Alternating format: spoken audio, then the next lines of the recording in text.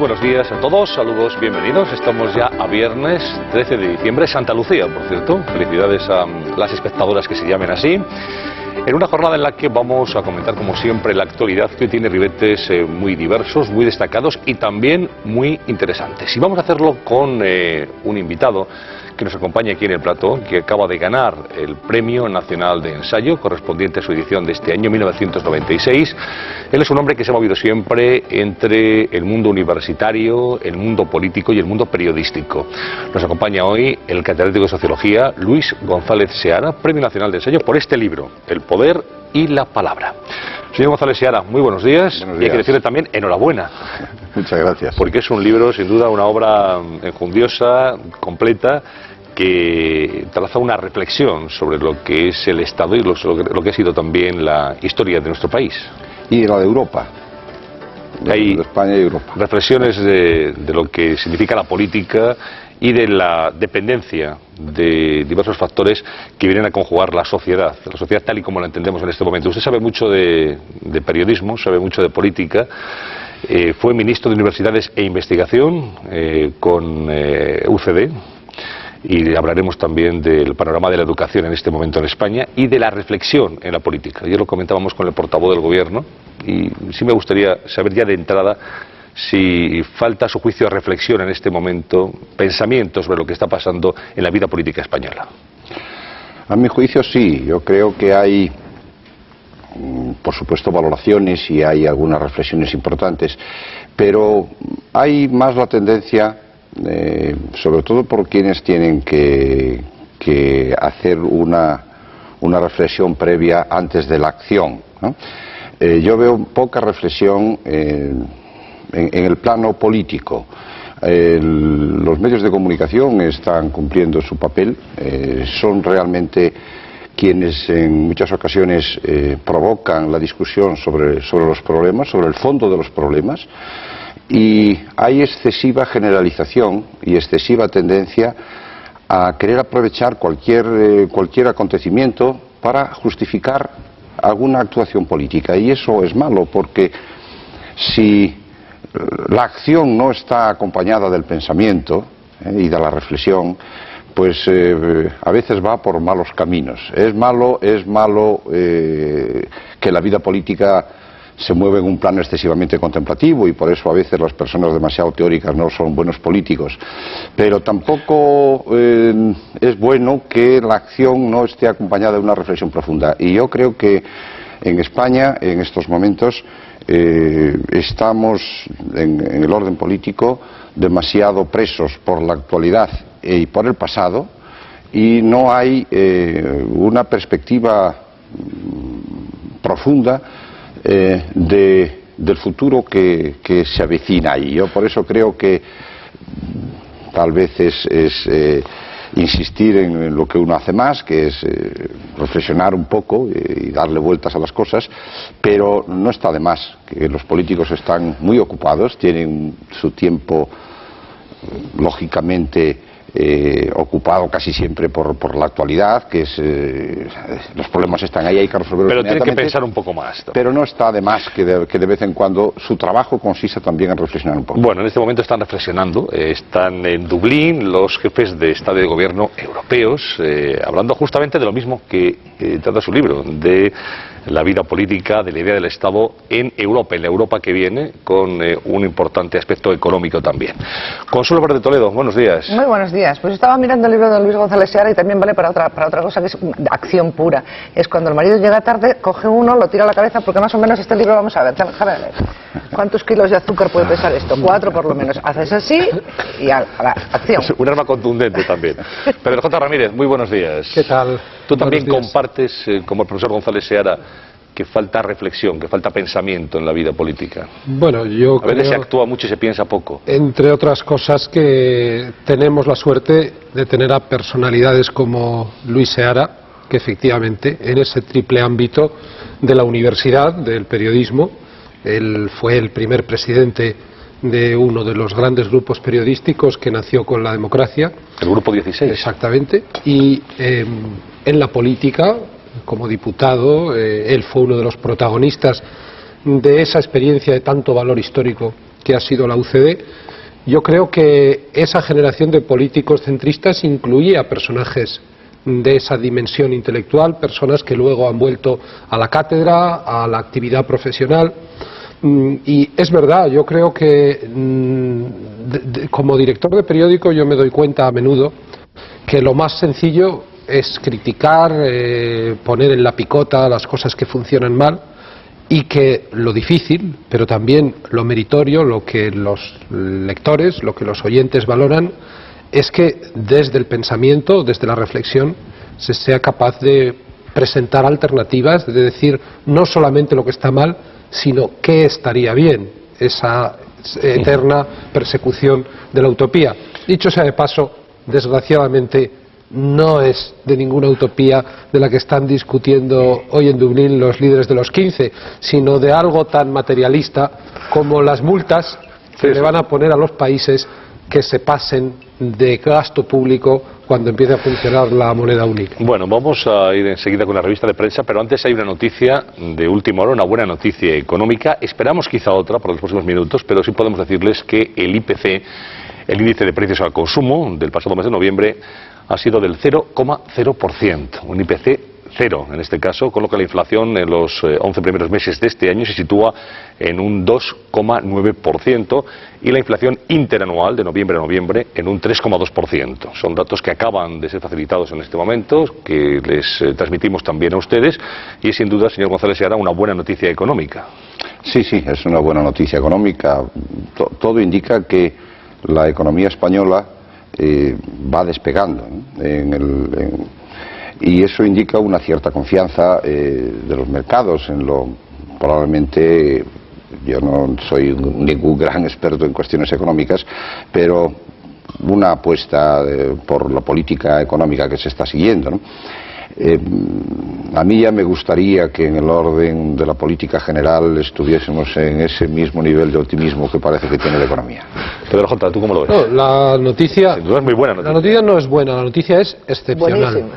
Es decir, ¿por qué? Porque un 0% de incremento de los precios, seguro que va a haber muchos espectadores que lo acojan con escepticismo, diciendo, a mí yo he ido al mercado y he notado que subían las patatas. ¿En qué mercado preguntan para hacer el IPC? Bueno, es una queja la realidad, ese es un tema que siempre se ha discutido, y Luis, que ha sido también uno de los pioneros de la sociología, de la aplicación de métodos científicos a la sociología política, pues lo sabe muy bien, que el debate sobre cuáles son los componentes, cuál es la cesta de la compra teórica que compone el IPC, pues es un debate que se prolonga desde hace 20 años.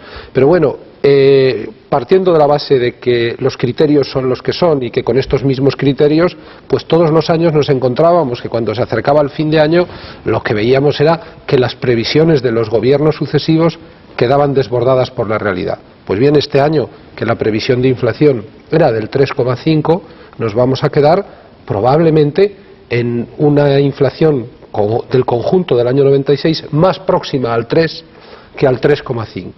Y al mismo tiempo, el Ministerio de Economía nos acaba de decir que el crecimiento está siendo ya en torno también a un 3%.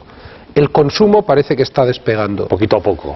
El consumo poquito a poco, pero estas cosas tienen siempre un efecto bola de nieve. Empieza a rodar la bola por la ladera y al cabo de... Yo creo que incluso algunos de los expertos ya empiezan a ver el peligro que de aquí a 6-9 meses lo que se produzca sea lo que se llama el calentamiento de la economía. Aunque da la sensación de que esta vez el ciclo económico, el ciclo de crecimiento se presenta más sano. Perdona que te interrumpa, Pedro J., porque inflación. me indican desde la redacción que hay una excelente noticia económica que han también. bajado los tipos de interés. Claro. El Banco de España. Claro. Alejandro Dueñas, redacción, buenos días. Así es, otra excelente noticia, sobre todo para todos aquellos que tienen que pedir dinero a los bancos, Claro, porque el Banco de España ha decidido bajar en medio punto el tipo de interés de referencia, lo que se conoce como el precio del dinero, que queda al 6,25%. 6,25% el precio oficial del dinero, el interés. No, pero es que esto hace que la noticia que acabamos de comentar sobre la inflación todavía sea mejor, porque es que efectivamente había una previsión de que si la inflación era buena, el Banco de España bajara los tipos, pero lo que decían todos los expertos es que lo iba a bajar, lo que se dice, un cuartillo, un cuarto de punto. Pero es que es medio punto. 6,25. Bueno, es que el dinero está más barato de lo que ha estado nunca en España. Sí. Bueno, Luis, sí, claro, vaya además, mañana que llevamos, ¿eh? Pero eso tiene además dos efectos importantes. Uno es en la reactivación, claro, de la economía de modo inmediato, y además sobre el déficit y sobre lo que, claro, nosotros tenemos una deuda pública muy grande. Eso tiene una repercusión importante en los intereses de la deuda, de modo que para los criterios de convergencia de Maastricht, ese solo hecho ya acerca bastante las posibilidades que tiene España, ¿no? La perspectiva, mira, durante los años anteriores el gran problema, lo que desembocó en el hundimiento de buena parte de los sectores industriales, en el incremento galopante del paro, es que las empresas no se podían financiar porque el dinero estaba a unos precios imposibles. Altísimos. El dinero estaba cerca del 20% en algunos casos, desde luego por encima del 10% siempre. Bueno, el pensar que el año próximo podemos tener el dinero por debajo del 6, pues si están en el 6,25, a nada que sigan yendo bien las cosas, otro medio punto se vuelve a bajar en febrero o Ahora marzo. la noticia que falta, Pedro, es la de la creación de empleo, que lógicamente los empresarios ya con estas condiciones, es decir, con unos créditos y unos intereses baratos, bueno, con una inflación contenida, y con una reforma de las contrataciones laborales en ciernes, que creo que ya dentro de 3 meses habrán llegado a algún acuerdo con los empresarios y los sindicatos.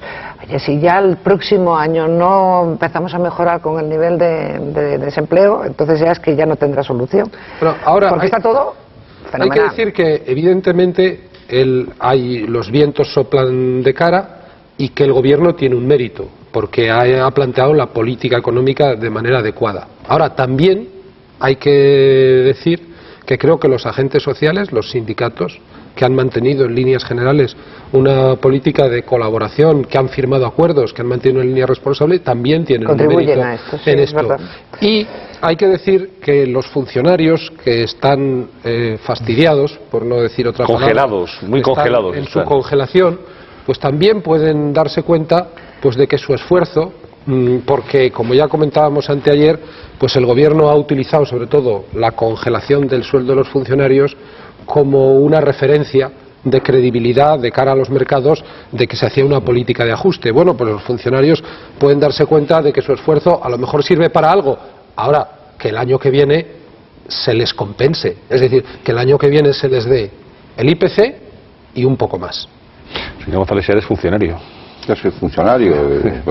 ¿Y qué tal lleva usted la congelación? A usted también le toca. Bueno, ¿Está congelado usted, sí? Yo debo decir que siempre que a uno le congelan no le sienta pues, bien. Pues tiene un poco de frío luego. Pero de todas formas esta congelación es más reducida. Yo he experimentado ya en tiempos recientes otras 2 congelaciones y que eran más importantes porque el porcentaje esperado de crecimiento del sueldo era mayor, ¿no? En alguno de ellos era pues el 6, el 7,5 y en otra el 6, es decir, que en realidad eso significó 2 congelaciones de una pérdida de poder adquisitivo de un 13 o un 13,5. En este caso es más, sobre el 2,5 o el 3 en todo caso. Bueno, es un sacrificio añadido a los anteriores, pero yo entiendo que la política del gobierno en este sentido era la de plantear una reducción considerable del déficit, el ver que se abordaba el recorte de los gastos públicos. Bueno, y uno de los instrumentos que tiene, claro, son los funcionarios. Yo comprendo que todos los funcionarios pues consideran que puede considerarse excesivo, que siempre se acuerden de ellos a la hora de hacer una reducción. Pero también es cierto que los funcionarios tenemos en este momento una ventaja grande en un mercado como el que hay tan precario, ¿no? El hecho de la estabilidad en el empleo, una cierta seguridad psicológica de seguir teniendo el empleo, pues también compensa un poco el que a uno tenga que sufrir a veces esto. Deduzco que no hizo huelga usted. Yo no tenía por qué hacer huelga concretamente ese día porque no tenía clase, de modo que en mi caso he hecho huelga, pero involuntariamente. Bueno, estamos transmitiéndoles noticias muy importantes esta mañana, al mismo tiempo que se están produciendo. Recuerden, el Banco de España ha bajado en medio punto hace unos minutos el precio oficial del dinero, está ya al 6,25%, una buenísima noticia, que se une también un dato que conocíamos hace muy poco, cuando comenzábamos el programa. La inflación del mes de noviembre se sitúa en un 0%. Noticias de ahora mismo, que no aparecen obviamente a los periódicos, que repasa cada día Consuelo Álvarez de Toledo, pero sí que hay otras noticias que merecen comentario, y ellas vamos. Que por cierto, Antonio, estamos a la espera de ver qué hacen ahora los bancos, ¿no? Porque lógicamente también tendrían los bancos que rebajar los tipos de interés de sus créditos. Otro problema. No, es por recordárselo. Muy importante lo que acaba de decir Consuelo, porque la última vez... Que se acuerden, por favor. La última vez pusieron un poco renuentes, ¿verdad? Se hicieron los remolones. Sí. Bueno, pues hay que recordárselo. Sí. Y hubo que darles un toque de atención. Señores de los bancos, ha bajado el precio oficial del dinero al 6,25%. Por favor, por si acaso no se había enterado, ya se lo hemos recordado, ¿verdad? Que sí, eso es muy importante. Hombre, vamos a los periódicos. ¿Quién no tiene un préstamo en un banco? Dios mío de mi alma. Ay, qué pena. Bueno, pues en los periódicos, lógicamente, mira, la noticia más importante, Antonio, y la más general, tratada por todos los medios de comunicación, es la crisis en la Audiencia Nacional, la crisis judicial, porque excede de la Audiencia Nacional. Hay bastantes cuestiones que afectan no solamente a la dimisión, por ejemplo, de ayer del magistrado Siro García, sino al funcionamiento. Se anuncia un libro blanco por parte del Consejo General del Poder Judicial. El magistrado Siro García se convierte en una especie de símbolo de la desolación que entra en la administración de la justicia. El periódico La Vanguardia, por ejemplo, se toma la nota aprobada ayer por el Consejo General del Poder Judicial y dice que advierte a los jueces estrella. Dice: La Vanguardia es la hora de actuar y no la de paños calientes, en su editorial. Es decir, que se lo toma como una advertencia muy seria. El periódico de Cataluña también dice jueces estrella en su titular de portada. El diario El País también lo aborda en su portada, y hay un artículo dentro curioso que escribe Ernesto Ekaizer, que habla de una comida que se celebró ayer de homenaje a Jiménez Alfaro, y cuenta unas cosas muy curiosas. Ekaizer dice que, por ejemplo, el presidente de la Audiencia Nacional se lamentaba de la marcha de Siro García como si fuera una derrota del Poder Judicial. A veces, que es muy original... Consuelo, lo más interesante de esa columna que yo he leído es lo que pone en boca de Siro García, el presidente de la Audiencia dimitido, que de la sala de lo penal. De la sección. No, presidente de la Sala Penal de la Audiencia Nacional, que dice: el bicéfalo sigue atacando. Y todo el mundo entendió que se refería a Belloc, conocido como el bicéfalo porque fue ministro de Justicia e Interior. El biministro le llamaba. Es decir, que Siro García relaciona la campaña de acoso contra la Audiencia, que ha desembocado en su dimisión, con las maniobras desde la posición de portavoz de Justicia e Interior de la oposición del señor Belloc. Pues efectivamente, el bicéfalo debe seguir atacando porque, bueno, pues a veces, por cierto, que a veces es muy original, y entonces en la portada no habla para nada de estas cosas, pone una gran peseta y dice adiós a la peseta, refiriéndose a la cumbre de Dublín. 100 pesetas, una moneda de 20 duros. Un poco pronto, pues pronto hace el obituario de la peseta, ¿eh? Sí, es un poco pronto porque es hasta el 2002. 2002, ¿no? Sí, nos Sí. quedan unos cuantos años todavía. O sea que no pongan ustedes las pesetas a remojo, porque no, todavía van a valer un poquito más.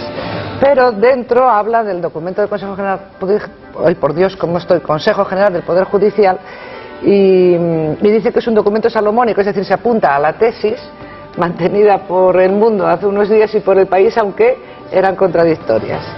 Bueno, y en tu periódico, Pedro J, dices que el documento es ambiguo, pero pones el acento de la portada en otro conflicto, que es el archivo de la denuncia de Jesús Gil contra socialistas andaluces porque le intentaron, bueno, pues porque le pidieron dinero para cambio de una recalificación.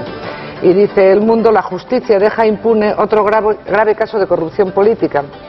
Y lo que es más importante, yo aquí encuentro en la letra más pequeña un dato, y es que bueno, pues que el PSOE andaluz vuelve a darles el carné del PSOE, a pesar de que no es que les hayan exculpado, sino que les deja sin condena porque han prescrito los delitos.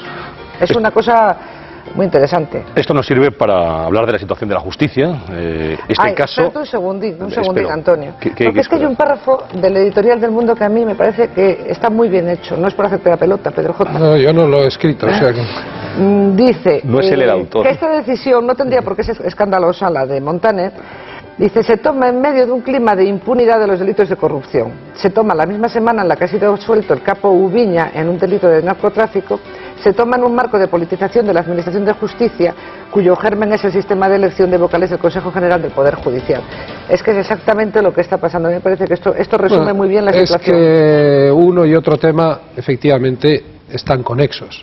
Yo creo que los ciudadanos están hartos ya estos días de escuchar que si no sé quién ataca, que si no sé quién defiende, que si la audiencia debería seguir, que si no debería seguir, que si la nota del Poder Judicial. Yo creo que al ciudadano lo que le interesa es que la justicia funcione, y que la justicia funcione pues significa que los jueces juzguen y condenen a quienes hayan cometido delitos. Y la sensación que queda en estos años ya, y que se está acelerando, es que si en este país eres poderoso, es decir, si tienes poder económico, como algunos de los grandes financieros implicados en casos de corrupción, Conde, de la Rosa, etcétera, si tienes poder político, todos los personajes relacionados con el gobierno de los últimos años, si tienes influencia en los medios de comunicación, pues si puedes contratar a un gran abogado. Fíjate que es curioso que algunos de los abogados que están defendiendo a los personajes claves de los GAL también hayan sido los abogados, los penalistas, del caso Nécora, que han conseguido salvar a los presuntos narcotraficantes. Es decir, si tú tienes algún tipo de poder, tú te vas de rositas. Esa es una impresión, señor González Seara, que realmente es muy preocupante una vez que se instala en la opinión pública. Habla usted del poder y la palabra, y el Poder Judicial es sin duda uno de los pilares básicos, fundamentales del Estado de Derecho.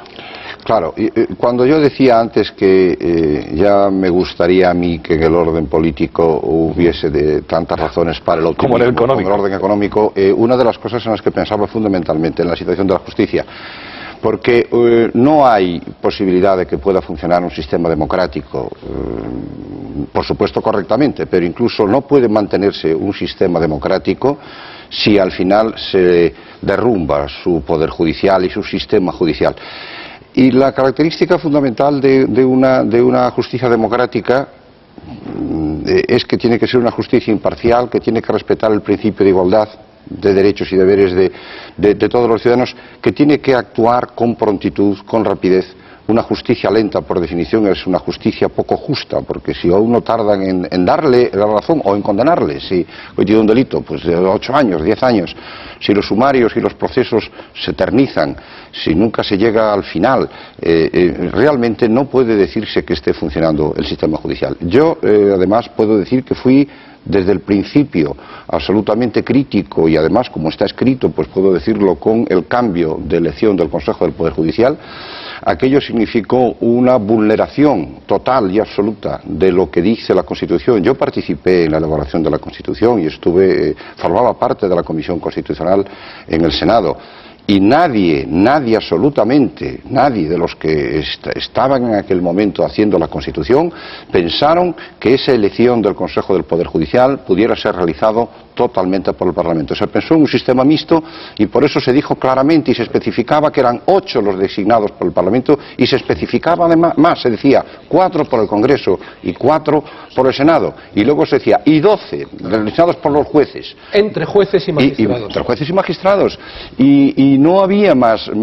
Se interpreta que queriendo utilizar esa fórmula, que es una fórmula excesivamente demagógica, de decir que los diputados y senadores son los representantes del pueblo español, y que por tanto los jueces de esa manera son designados por el pueblo en última instancia, mientras que de la otra forma sería una designación corporativa. Eso es una falacia. Eso es un disparate. Y un disparate, ¿no? Yo no sé, antes de cambiar de capítulo, merece la pena subrayar los aspectos específicos que verdaderamente hacen frustrante la decisión de ayer de la Audiencia de Sevilla. Si te parece, Pedro, hacemos una cosa. Vamos a hacer una pausa para publicidad. Estupendo. Entramos directamente después a analizar ese último episodio que destaca la portada del Mundo, pero antes parece que nos han oído Nos han oído los responsables, claro, de entidades bancarias, porque creo que no solamente el Banco de España, esto va a repercutir ya inmediatamente en algunas entidades. Alejandro Dueñas. Ha sido tan terminante al pedirlo que parece que han terminado por hacerte caso, y muy rápido. En concreto, 2 bancos han aplicado ya la bajada del precio del dinero a determinados préstamos que ellos hacen. En concreto ha sido el Banco Santander, que ha bajado su crédito hipotecario en el primer año medio punto y lo ha dejado al 6,50%. Sus créditos preferenciales, esos que se conceden a los grandes clientes, los ha dejado en el 8%, también habiendo aplicado una rebaja de medio punto. Y el Banco Central Hispano también ha aplicado una rebaja de medio punto a sus créditos preferenciales, que los deja en el 8,25%. Son sin duda muy buenas noticias en el mundo de la economía que estamos dando esta mañana. Los telespectadores tienen que saber que Consuelo tiene mucha mano en el Banco, en el Banco Santander. Debe ser por eso. Hombre, no en el BCH. Pero aparte de la conexión personal, que lo que Consuelo dice en esa institución, va a misa. A mí se me oye. Va a misa. Hay que decir que han sido otra vez los 2 banqueros con más reflejos, Emilio Botín y José María Musategui. La otra vez también fueron los que rompieron un poco la inercia que se estaba creando, ¿no? Y yo creo que sus colegas van a seguir inmediatamente, porque no son 2 bancos de Chichinabo. De aquí a que acabamos el programa, Pedro J, seguro que damos 4 o 5 bajadas más en tantas entidades bancarias. Cuidado con esto de la bajada del tipo a los préstamos preferenciales. Ojo, porque si los préstamos preferenciales representan el 5 o el 10% de la masa de clientes, pues el 90% se queda fuera. Aquí lo importante es que se repercuta la bajada a todo bicho viviente. A todo bicho, en este caso, con crédito en una entidad bancaria. Volvemos inmediatamente en el primer café, aquí en Antena 3, y esperamos seguir dándoles en los próximos minutos también buenas noticias como hasta ahora.